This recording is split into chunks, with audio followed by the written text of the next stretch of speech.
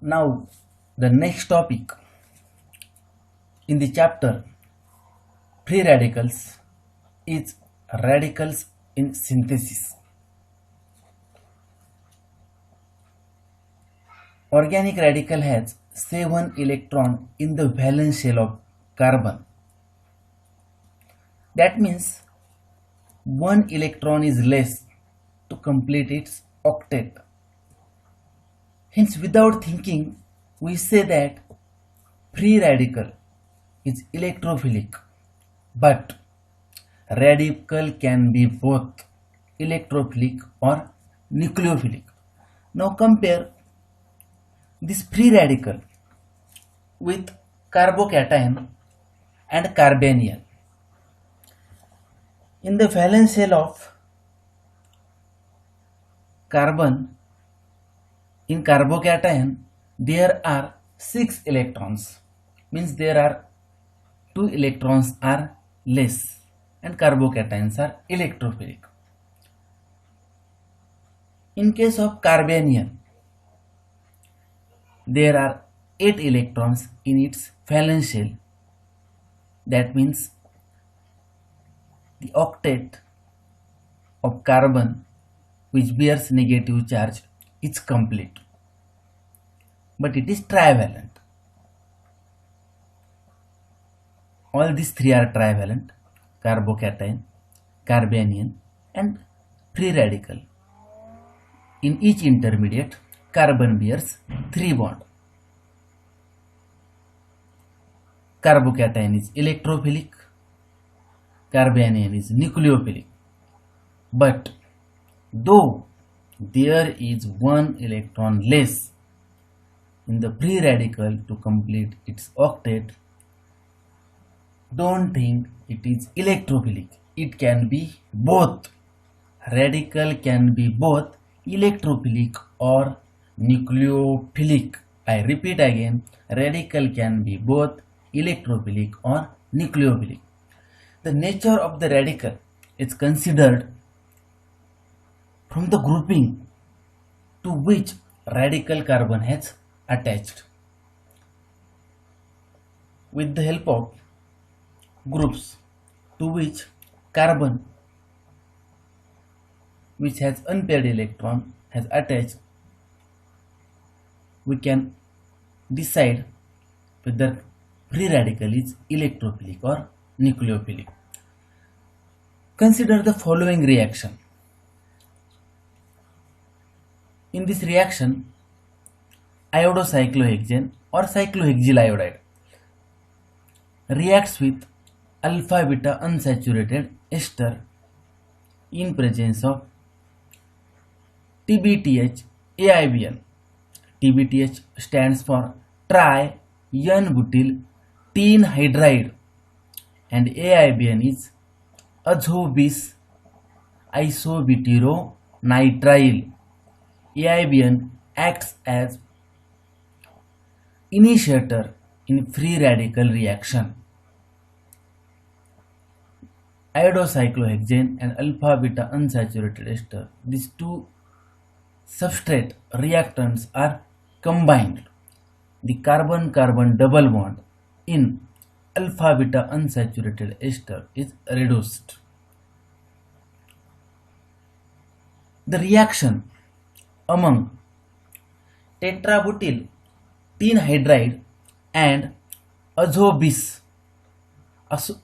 isobutyronitrile and iodocyclohexane produces cyclohexyl radical.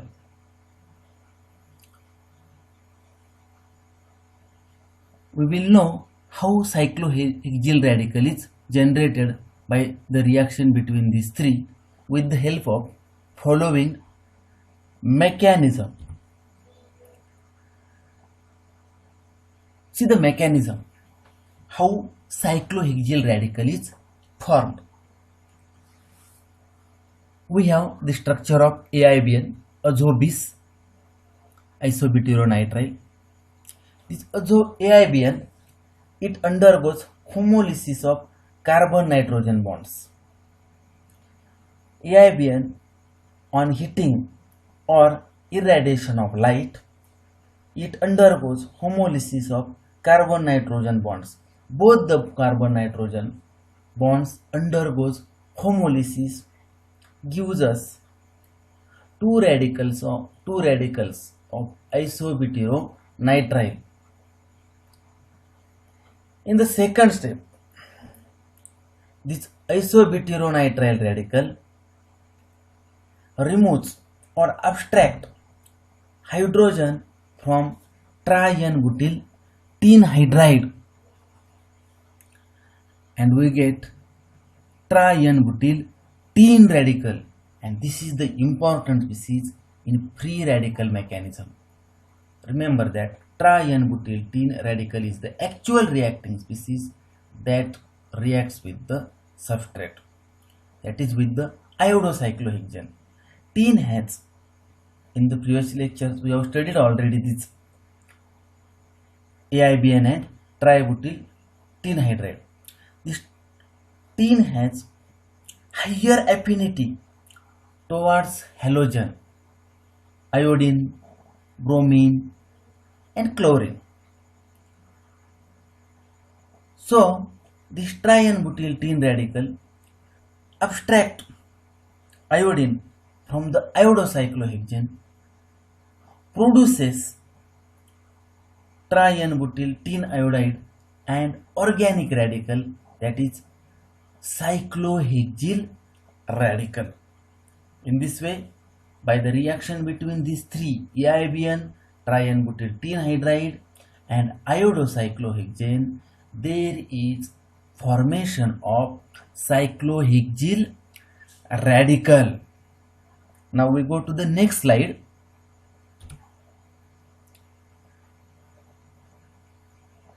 Here, alkyl group has plus I effect, stabilizes the cyclohexyl radical. Means what? Carbon which bears a radical, it is attached to the methylene CH2CH2. These are the alkyl groups. This has plus I effect. See the structure of cyclohexyl radical. The carbon which bears unpaired electron, it is attached to the two CH2 groups. This two CH2 group has plus I effect which stabilizes the radical. And the cyclohexyl radical reacts with alpha beta unsaturated ester. Now this carbon-carbon double bond in alpha beta unsaturated ester, it is electron deficient due to the ester carbonyl. So there is a reaction between these two, and there is cleavage of pi bond of alpha beta unsaturated ester. Which pi bond? Carbon-carbon pi bond. First, there is formation of stable radical. Why it is stable? Due to the delocalization. The unpaired electron, it can delocalize on the oxygen of carbonyl in the ester group. The radical can be delocalized on oxygen atom. So this is a stable radical. This radical abstract hydrogen from tri-N-butyl hydride,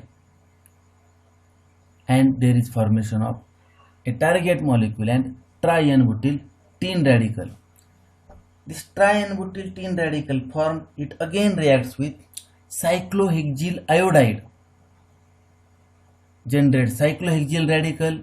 Cyclohexyl radical reacts with alpha beta unsaturated ester, generates radical. It abstracts hydrogen from tri-N-butyl hydride, gives a target molecule along with formation of tri-N-butyl radical. In this way, there is a chain reaction.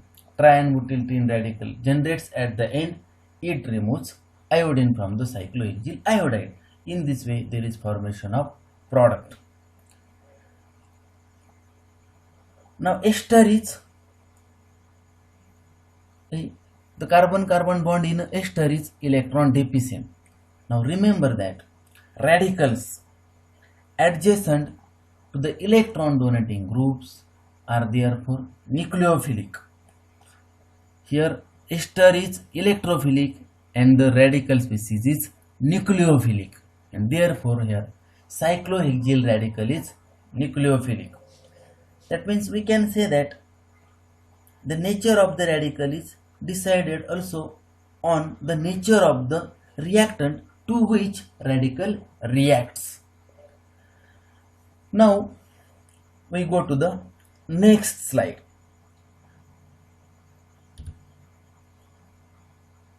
In the previous slides, we have studied about the electrophilic radical. Now, in order to study electrophilic free radical, we consider one reaction. See the following reaction. The haloester, halo diester, the molecule contains halogen and two ester groups, it is halodiester. It reacts with silyl enol ether in presence of TBTH, AIBN. There is formation of product.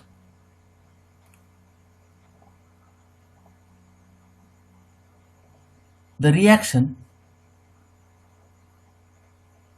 among TBTH, triene-butyl hydride, AIBN and halodiester produces diester radical. We have studied the mechanism in previous case. Mechanism is same. In the first step, by homolysis, isobutyronitril radical is generated.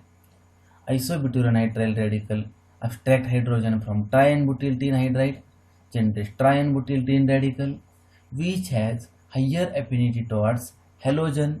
So triene-butyl radical removes chlorine from halodiester and there is formation of stable diester radical. There is formation of stable diester radical. Now you know that why it is stable. There are two carbonyl groups. So this unpaired electron, it can delocalize on both the oxygen of ester groups.